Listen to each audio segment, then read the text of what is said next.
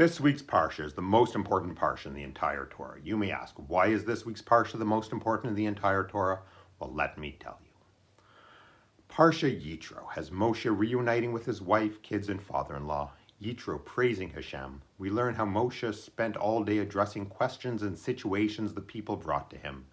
We see the advice Yitro gave Moshe on how to manage a situation like that. We read about how Hashem bore us on eagle's wings and how we are to become a nation of priests. We have the special preparation the people went through before the giving of the 10 Commandments. We have Moshe going up and down the mountain several times. We have God speaking to Moshe, Moshe speaking to the people, God speaking to the people, and the people telling Moshe, you speak to us, but let not God speak to us, lest we die. But none of that is why this is the most important parsha. The reason this is the most important parsha is, well, it's Parsha Yitro. If we did a poll of what the most important parsha is, just about everyone would put Yitro at or near the very top of that. But I want this video to be longer than just 30 seconds, so let's throw in a little twist. The reason this is the most important parsha is because it contains the most important event in human history, but not the one you're probably thinking of, or at least not in the way you're probably thinking of it. If the purpose of the Torah is to transmit law, then it's hard to argue with this parsha being hugely significant. It's the start of the process of transmitting law. Sure, a few laws have been given already to this point, but the revelation at Sinai is the crucial moment in our narrative. So let me ask you this. What is the most important thing in this week's parsha? Now, I know that video is a one-way medium, but I'm pretty confident most of you just said the 10 Commandments. And you'd have really good reason to answer that way. The 10 Commandments are at the core of not just Judaism, but much of Western civilization. Contained within those 10 statements are just about all of Jewish law. The giving of the 10 Commandments is the defining moment in the development of the Jewish people, maybe even more so than the actual Exodus.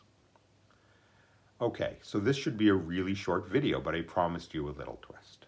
So what's so special about the 10 Commandments? The last 6 of them are pretty self-evident and were parts of the codes of law of many existent societies at that time. What is it about the revelation at Sinai that makes it so important? So let me ask you this, which might shake things up a little bit. What's the more important part of what happened at Sinai? Is it that God spoke to the entire Jewish people, or is it what God spoke to us?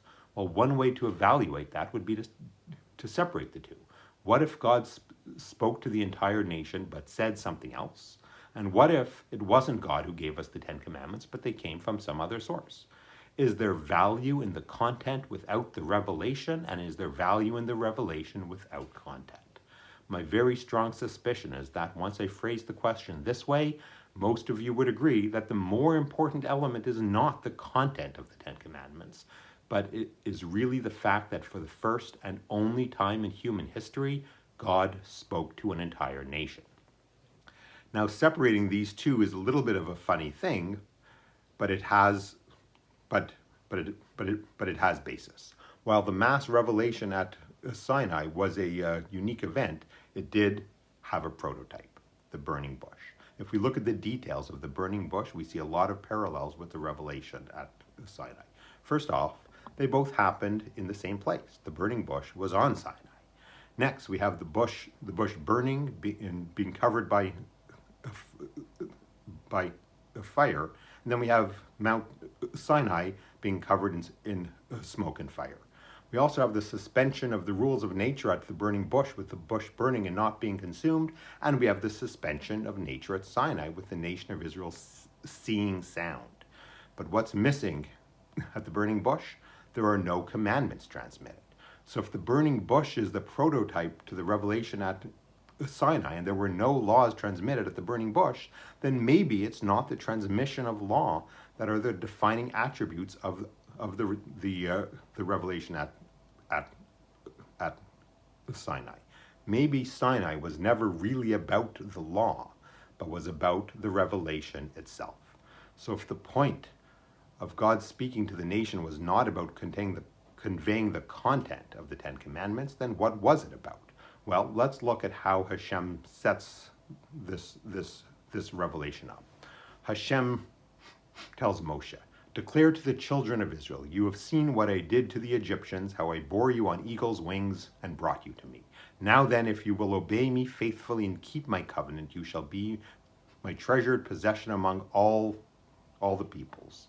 Indeed, all the earth is mine, but you shall be to me a kingdom of priests and a holy nation." Hashem is saying, I saw what you went through in Egypt and coming out of Egypt. I felt your pain and I heard your outcry. Hashem is empathizing with us. Just like way back in Parashah Vayera, right after Avraham undergoes circumcision in his old age, we read how Hashem appeared to Avraham, but no content of that revelation is ever recorded. Hashem wasn't there to tell Avraham anything. Hashem was there to visit, to comfort him. And maybe that's what's happening here. Hashem revealed himself to the entire nation to comfort us after what we just went through. But more than just visiting, Hashem comforts us by telling us, you shall be my treasured possession among all the peoples. The revelation at Sinai wasn't about law. It was about establishing this special relationship between Hashem and the Jewish people. One of the things we say at the Pesach Seder during Dayenu is that had Hashem brought us to Mount Sinai and not given us the Torah, it would have been enough. But that always bothered me. Really? What would have been the point of arriving at Sinai and not getting Torah? But perhaps this is the answer. God establishing a personal relationship with us, even without the details that govern that relationship, would have been enough. It's the special relationship between Hashem and the Jewish people that is at the core of what it means to be Jewish and continues to sustain us to this day. That is one of the reasons why this is the most important parsha in the entire Torah. But the other reason is that the most important piece of Torah is whatever piece of Torah you have in front of you right now. Shabbat Shalom and Yisroel Chai.